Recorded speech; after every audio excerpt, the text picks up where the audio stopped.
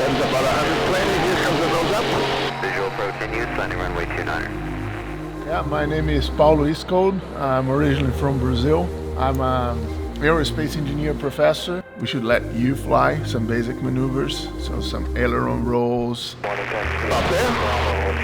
Great vertical, Josh, great vertical. Sit back. But the vertical down, you have to do all that, and your brain is thinking, Jesus, I'm going straight towards the ground. Full blast on the power. We're not taking the power off. But you will learn that if you don't have airspeed, if you just put the stick back on this airplane, it will just keep stalling you. I'm Josh, a pilot and flight instructor with a passion for the sky, sharing it with those around me and using it to see the world from a new perspective. Flying can seem super complex, but I've made it my mission to showcase safe practices while enjoying the beauty this world has to offer. Subscribe to climb into the cockpit on future adventures. This is Aviation 101. 80991, Addison Ground, clear to Hotel Yankee India Airport. Via on departure, fly runway heading, expect radar vectors, show 49er departure. So right now I'm a professor here at Cal Poly, San Luis Obispo, on the aerospace department. We're developing this little box here. It's a data acquisition system. For 11 years I worked for the Red Bull Air Race, different teams there, and my job there was to optimize or calculate what is the optimum trajectory for the airplane and help the pilots to follow that trajectory. So this is kind of a spin-off of all that experience there. It is a box that has an inertial navigation system inside and can track airplane doing aerobatics, like unlimited aerobatics. Because if you just put a GPS inside, as soon as you do some aerobatics, GPS get lost. Most of the AHRs you have, like any avionics you have, if you're really doing aerobatics, the AHRs will get lost at some point. But this one does not. So yeah, it's pretty cool. It's like portable, just stick to the airplane and we're gonna go fly with it. And when we come back, we're gonna download the data and then you can see everything you did. You can see what a person on the ground will see when you're flying, which for competition aerobatics is pretty cool because that's the whole point. You're flying for a judge on the ground. If you're doing competition aerobatics, it's kind of a painful system because you always need to have a coach on the ground and sometimes you can't fly over the airport, so the coach needs you go this remote place where you fly and stay there on the sun, and with this you don't need that anymore. You just come back, download the data and see that. So I'm gonna show you that. There are 4 flying today, one with me, 2 unlimited aerobatic pilots in US, and Rob Holland, the US national champion. Rob's flying with 1. So he's trying to break it. So far he didn't manage to break it. And clear!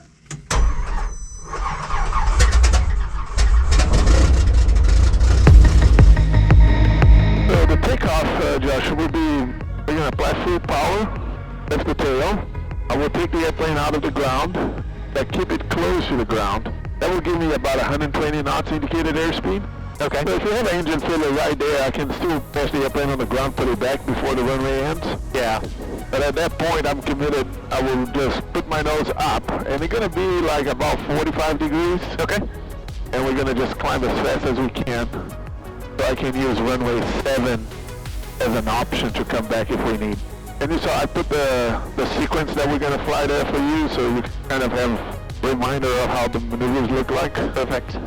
67 Alpha Sierra, San Luis, tower runway 29, cleared for takeoff, left crossing departure group. Clear for takeoff 29, Alpha Sierra. In Brazil we have a say that runway, money, and girls are never enough. I'll use everything. Tail up, center line. That is about 120, here comes the nose up. Visual approach in use, landing runway 29. Advise on initial contact, you have... Let us slow down to 90 knots, 90 knots, nose comes down, yeah. At that point I have a runway 7 already, see runway 7 before you. I really like Paulo's persistence with having a backup plan. He kept the airplane in ground effect until we had plenty of speed to make an expedited climb to pattern altitude. So there's virtually no point in this takeoff procedure where we don't have an option to land if we need to. We continued the climb over the mountains toward the beach, and Paulo handed the controls to me as we reviewed the first set of maneuvers. Josh, so 90 knots is going to be about here. Okay. And it's your airplane. All right, I have the flight controls.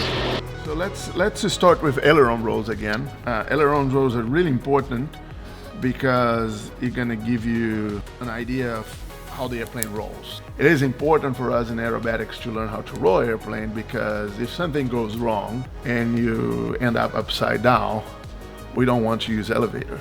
The easiest way to put us upside up again is rolling. So because we're gonna do the stall and turns, I like to do the roll first. Are you ready for your first aileron roll? I think so, yeah. Do you want me to kind of get going up the coast here? Yeah, we're gonna use the coast as a reference, so we're gonna fly really parallel to the coast. Okay. We're gonna bring the nose up a little bit. Before you apply any aileron, you need to release that pressure on the stick. So it's just important to think about the movement of your hand. You're gonna be stick back, get to the trajectory we want, and I will be probably telling you nose up, nose up, nose up, nose up. You release the pressure, feel the stick is very light on your hand, and then you apply aileron. At the beginning, just a little bit of aileron. I mean, the roll rate is insane here. But as we do this, I'm gonna ask you for more and more and more aileron until we get to the point that we're doing full aileron rolls. The lesson that you're trying to learn is to decouple the two movements. The elevator, it's an L movement, never a diagonal here. A little bit more, a little bit more, a little bit more. That's good. Unload and aileron now. Apply more aileron, more aileron, more aileron. And that's about it. Okay, yeah. Want another one? Yeah, sure. Go for it. All right, you want it to the left again, or do you like to mix it Doesn't up? matter, whatever you like. All right, we'll do it to the right again. A little bit up. Unload. Just a little bit more aileron. More aileron. But yeah, so like for instance, this is one of your first rolls. The airplane going nose up, and then you just apply that slow roll. I told you it was like 172 roll. Good job. Yeah, unload. Now you're talking about too, how the nose finish up. Nice. Pretty much level, yeah. Yeah. So why you don't do one to the left, but don't raise the nose too much. A little bit more than this, it should be enough. Okay, that's good. Unload and full aileron now. Ah, yeah, that's a good one. The second maneuver, let's do the stall and turns. We all learn how to fly and they tell us, oh, just fly coordinated, is that right? There are times that you don't want to fly coordinated. And one of those times probably is approach, a short approach. But you need to be very careful which side you uncoordinate. What we're gonna do is we're gonna slow down the airplane to about 100 knots. We're gonna start a turn, and it's gonna be a high bank angle, 45 degrees or more. And then we're gonna either coordinate or slip or skid, but then you're gonna bring the elevator back pretty aggressive. And when I say aggressive, you're gonna bring everything back. That will load up the airplane quickly. As soon as we hit the G that the airplane stall, you're gonna feel the stall. Okay, I'm gonna just bank the airplane, and I'm gonna do like this, and then I'll load the airplane. Okay. Okay? Did you see how the stick moves? Yeah. We really want that load, okay? Okay. Of course I was slipping a little bit, so let's try to do one on your airplane now. All right, like those. And if we are slipping, means outside leg more than the inside leg on the turn, the airplane will come back to a horizontal. If we are skidding, we might end up upside down. And that is a great lesson, I think, to learn. Short approach, always slipping. Okay, go for that turn. Okay, so now I'm skidding, is that right? Inside rudder. You see that? Let it fly, don't pull, don't pull, don't pull. Let it fly. So I think this is a great lesson for anybody that flies. If you do a short approach, always slipping, never skidding. How are you feeling? I'm feeling good. Really good? Yep. Let's turn 180.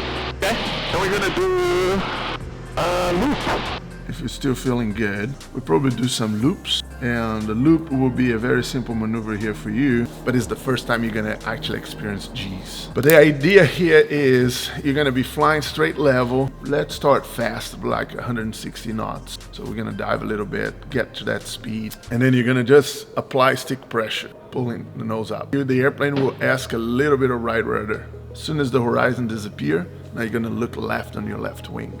That initial pressure that you apply, we're gonna try to keep that G all the way around by the point that you're kind of 45 degrees upside down.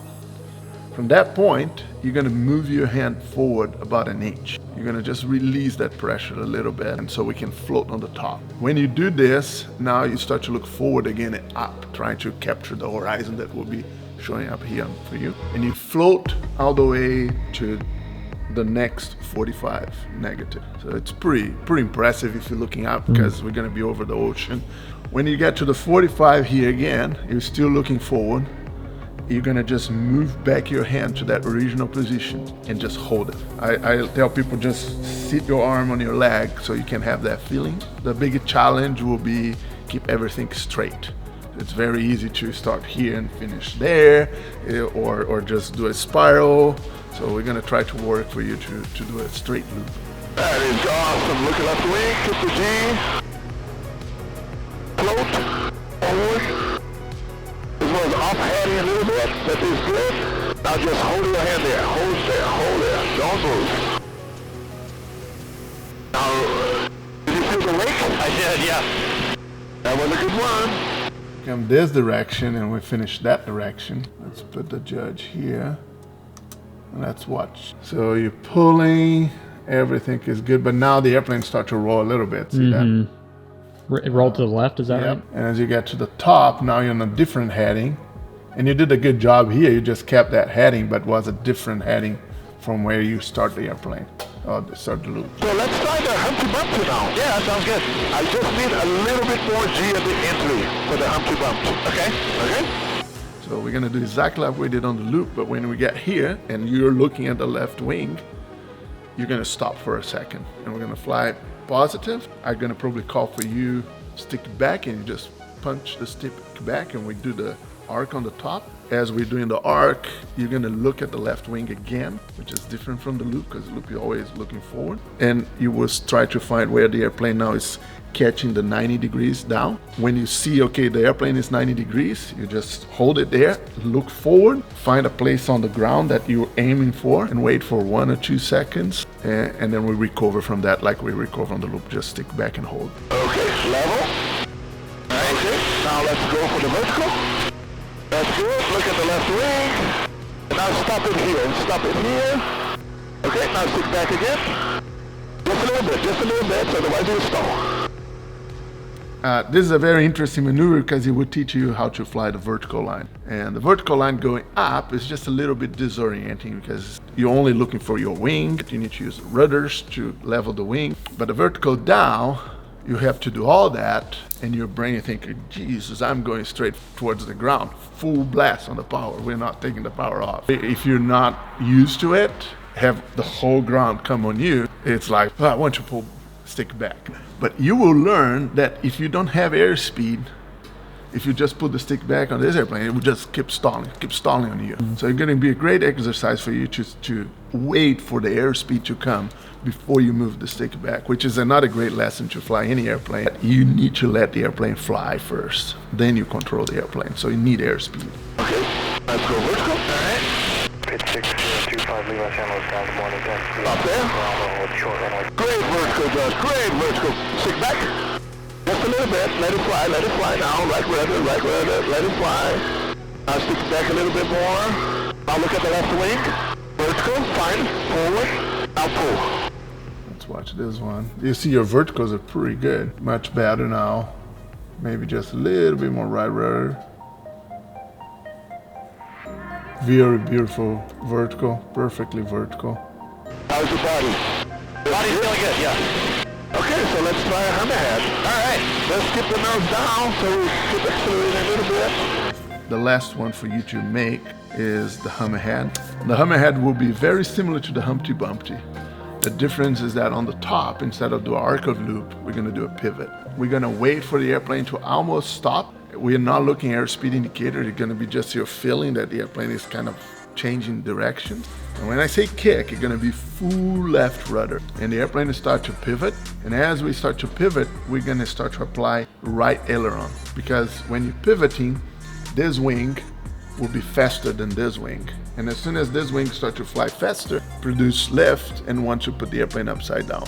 So we need to apply that right aileron to keep this wing straight. But we don't want to apply elevator at the same time, because if you apply elevator, especially the forward elevator, that is the inputs that you need to put the airplane on an inverted flat spin. It's not a big deal on the extra, but we don't want to go there. Stop there. And hold, and hold, and hold. And hold, and hold. And now kick. Yep. Kicked. And we're kind of late on the right rudder. You can see the airplane overshooting the vertical on the way down, but still a good vertical. So you're on the vertical line, you're gonna be looking at the left wing. We pivot. As soon as we pivot, you keep your eyes on the horizon and you will see the nose passing the horizon. As soon as the nose passes the horizon, now you look at the ground, find where you want to stop, which is a point right below you. When we're about 45 degrees, now it's time to do full right rudder. And the airplane will stop here. Same thing. Don't pull the stick back. Wait for the airspeed to develop a little bit, and then you can recover from that. Okay, stop there and hold, and hold, and hold, and kick. Full right, full left. Now full right. Look at the left wing. Now recover. Frequency will be 127.72. Squawk 5704. Awesome. Here we go, another one. Yeah, look how beautiful your vertical is. Really leveled the wings a little bit, left wing down. This was a good kick and a little bit early right rudder, so it stopped a little bit too early. The first one was a little bit too late. The next one a little bit too early. That's still pretty good. Yeah, I'm still feeling pretty good. I'm definitely feeling the G's, but feeling pretty good right now. You want to try to fly upside down a little bit? Yeah. Take off. Let's put the airplane level again. Super takeoff, left downwind on Just a teeny nose up, like that. Now low. And let's stop upside down. And here we are, fly upside down. Very nice, and look it up, look it up. Very nice. Ready, now let's roll out of this, just roll. Short of 29 for a left downwind departure. Pretty cool. Pretty damn cool, huh? You want to go back? Do you want to see some other maneuvers? I could maybe see a couple maneuvers and then we can head back. Okay, yeah, so let me do an avalanche for you. All right, you have the flight controls. I have the flight controls. Yeah. There is a Skywest coming 4,000 above us, behind us. They're going to turn outside here. It's on 291 Echo, runway 29 full length. Okay. And then there's going to be an avalanche, which is a loop with a zebra on the top. So here comes the loop. Look at your left wing. And I try to be very gentle on this loop. Now look forward. Here comes the snap roll. And then we go down here.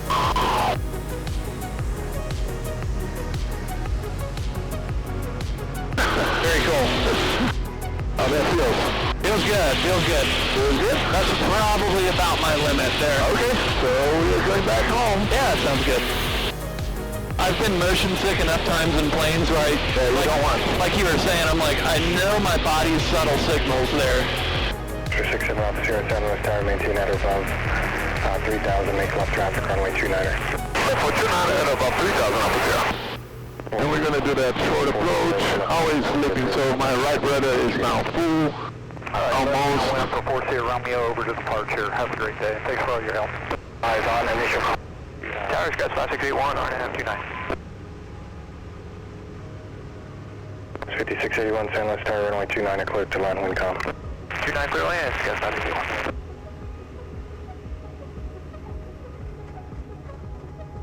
Pretty damn good. Pretty damn good. I appreciate you taking the time to do this today. Yeah, no, it's a pleasure. I always like to. Super pretty out there. Yeah, we did all 5 maneuvers that he briefed up, and then he showed an avalanche, and that's when I was like, yeah, I think my body's good. You flew pretty well. I appreciate that. Your vertical lines were just beautiful.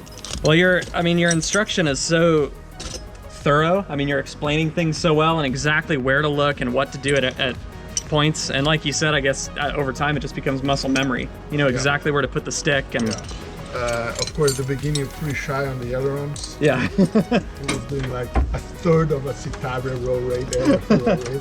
No, let's just put more aileron on this thing. Like the 172, like aerobatic. Oh, yeah, no, like- like half of the 172. I was like, no, let's do more than this.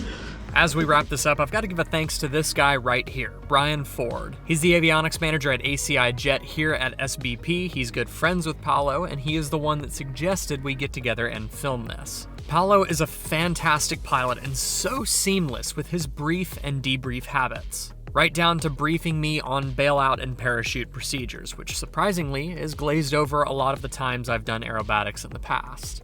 AcroWorks is under development right now, but a beta version is currently flying with a few aerobatic pilots around the world, and it is truly a game changer in aerobatic debrief technology.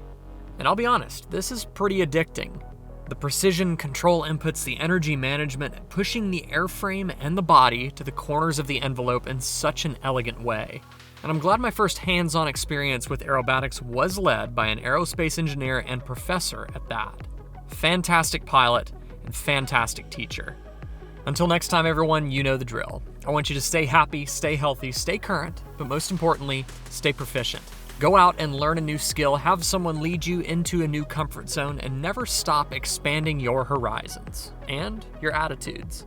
We'll see you in the next video right here on Aviation 101. Fly safe.